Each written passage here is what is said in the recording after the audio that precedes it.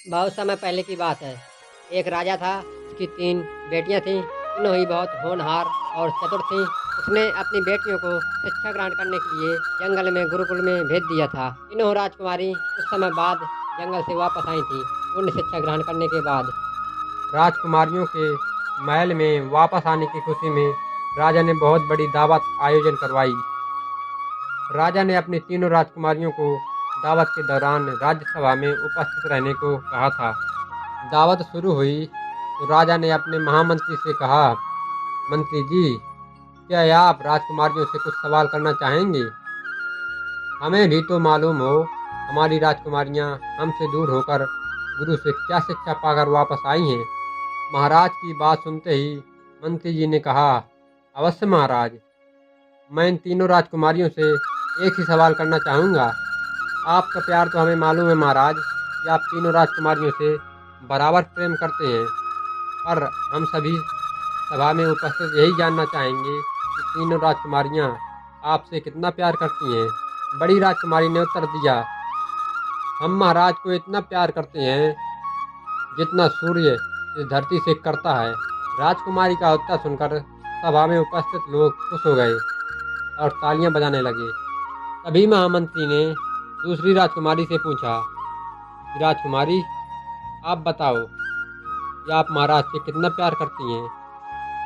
तब दूसरी राजकुमारी ने कहा, मैं महाराज को इतना प्यार करती हूँ जितना महाराज अपनी प्रजा से करते हैं। यह उत्तर सुनकर सभी लोग प्रसन्न हो गए और तालियां बजाने लगे और राजा भी खुश हो गए।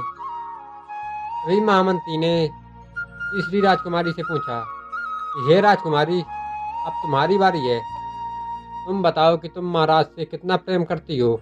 तीसरी राजकुमारी ने उत्तर दिया, मैं महाराज को इतना प्यार करती हूँ जितना लोग खाने में नमक से करते हैं। तीसरी राजकुमारी के उत्तर से सभा में उपस्थित सभी लोग हंसने लगे। मंत्री चुपचाप राजकुमारी के उत्तर पर विचार कर रहा था।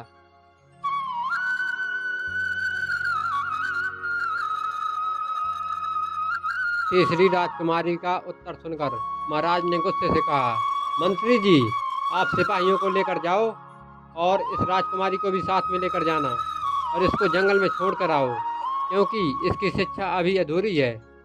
राजकुमारी अपने पिता के मुंह से यह सुनकर दंग रह गई। उन्होंने सोचा था कि महाराज मेरे उत्तर से प्रसन्न होंगे, पर उन्होंने मुझे दंड दिया है। राजकुमारी अपनी आंखों में आंसू लिए हुए सिपाहियों के साथ चली गई। राज्य से बाहर निकलकर मंत्री ने राजकुमारी से कहा, आपका उत्तर तो सबसे अच्छा था, सबसे सर्वश्रेष्ठ था, पर आपको सजा क्यों मिली? मैं यह सोच नहीं पा रहा हूँ।